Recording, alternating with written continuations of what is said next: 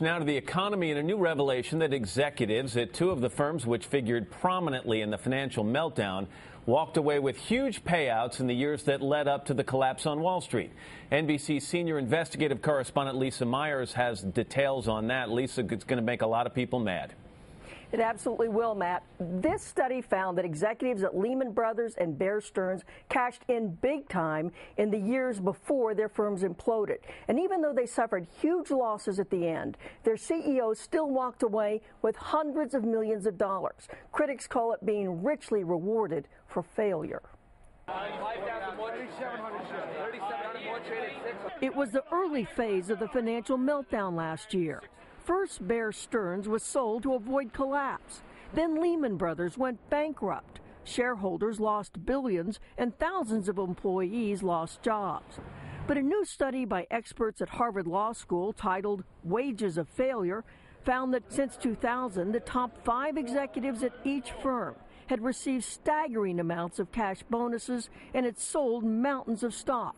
Bear Stearns executives cashed out about $1.4 billion, and Lehman Brothers $1 billion.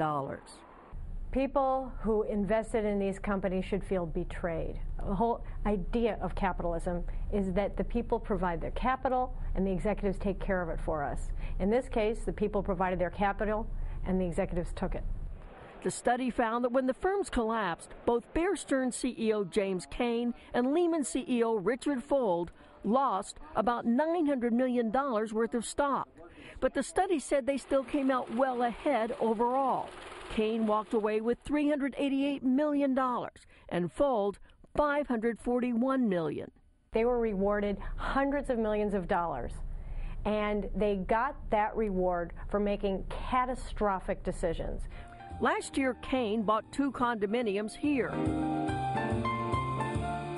at the iconic Plaza Hotel in New York City. Price tag, $28 million. Fuld also remains a wealthy man. He has an $8 million estate in Greenwich, Connecticut. Sold his Park Avenue apartment in New York for $26 million this summer. And has a $14 million oceanfront estate in Florida, which he sold to his wife for $100 earlier this year. Shareholders are suing executives of both firms. Gerald Silk represents former Lehman shareholders who claim executives weren't truthful about the firm's financial condition. Lehman crashed and shareholders lost billions of dollars when Dick Fuld and others walked away personally very, very wealthy. Fuld's lawyer would not comment. Cain's did not respond to requests for comment. Both men have denied wrongdoing and said their firms were swept under by a financial tsunami. Cain has apologized to employees and investors.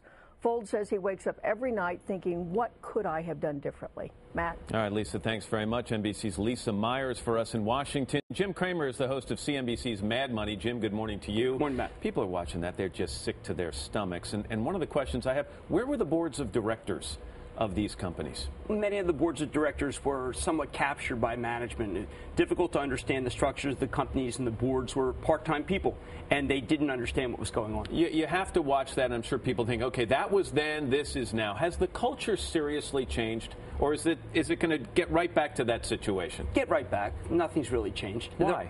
Well, some of the more responsible firms have changed, but you know what? It's really not a lot of penalty. What has happened to these people? Nothing, right? They got the money. They left. Has there been any investigation of them? Are there any indictments?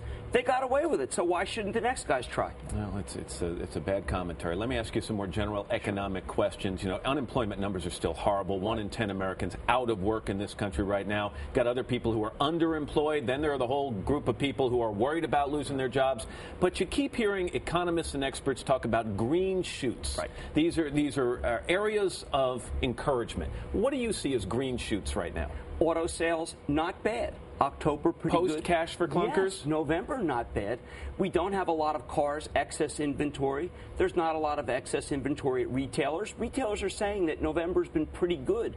We also saw a very good number for existing home sales, some stabilization. Those are all three very good signs. A lot of the housing sales, though, were due to the fact that people thought this tax credit was going to expire from the federal government. It's since been extended to April. Interest rates remain low. What happens when the tax credit is over and those rates start to creep up? If employment picks up, we will be fine. If not, then you will have another leg down. Everything is keying on jobs. Got to have more of them. Black Friday, okay? There's so much pressure. It used to be just this kind of thing we all threw around and we did on talk shows. So much pressure now on the numbers from Black Friday and how they then relate to the entire holiday season.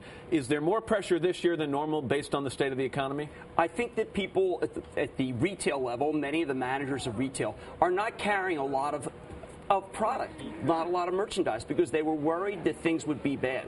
It looks like that things are going to be okay, much better than last year. So no, they're not freaking out. They're actually in pretty good shape. So possible green shoots there as well. Jim Cramer. Jim, thanks very much. And you can catch Jim on Mad Money. That's weeknights at 6 and 11 Eastern Time on CNBC.